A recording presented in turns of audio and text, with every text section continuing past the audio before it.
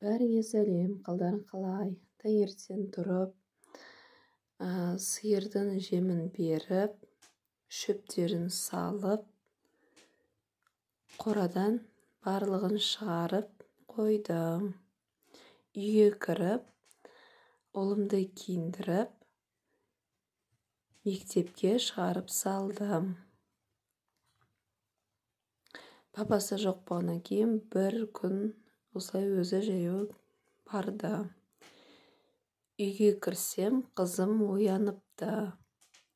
Істеп жылап тұр екен, қайтадан емізіп, ұйықтатып қойдым. Өзім отырып шай іштім. Осылай жинап тастадым да, бала-шаға оянғаннан кейін үй жинауды бастадым. Екеуінің сүттерін, шайларын беріп қойған болатынмын. Үйдің іші барлығымыз ауырып, біраздан бері үй уборкаламаған болатынмын. Диван астарын, қуыс-қуыстарын, пылесостап, полдарын сүртіп шықтым. Шаң болып кетіпті бар жақ. Біраздан бері үй жинамаған көрініп тұр. Осылай барлығын полдарын сүртіп, шаңдарын сүртіп шықтым.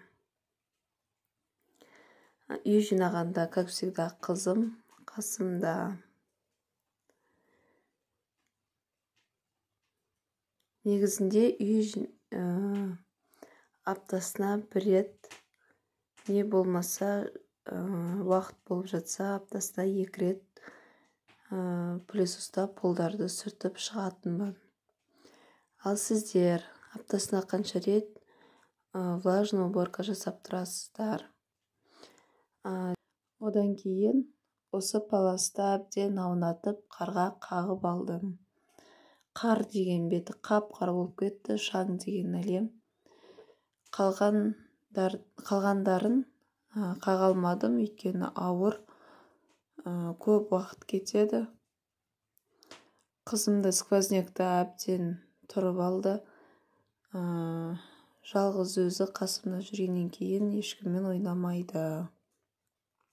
Алдап ойнатып кететін ешкім болмады. Телефонды осылай қозғалтты. Телефонмен ойнады. Жаңағы аяқтың астына төсейтінді де сүртіп алдым да. Аяқ киімдерді реттеп қойдым. Достар, видеоның соңына дейін қарап, подписка жасап отырыңыздар.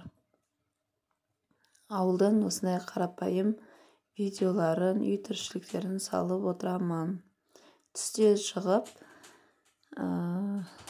сиырлардың шөптерін, суларын бердім.